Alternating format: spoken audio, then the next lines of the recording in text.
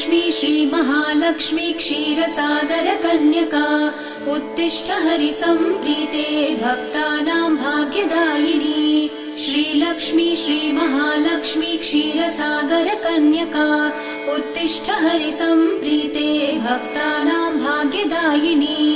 उत्तिष्ठोत्तिष्ठ श्रीलक्ष्मी विष्णुवक्षस्थलालये उत्तिष्ठ करुणापूर्णे लोकानां शुभदायिनी। उत्तिष्ठोत्तिष्ठ श्रीलक्ष्मी विष्णुवक्षस्थलालये उत्तिष्ठ करुणापूर्णे लोकानां शुभदायिनी। श्रीपद्ममध्यवसिते वरपद्मनेत्रे श्रीपद्महस्तचिरपूजित पद्मपादे श्रीपद्मजातजननी शुभपद्मवक्त्रे श्रीलक्ष्मी भक्तवरदे तव सुप्रभातम्।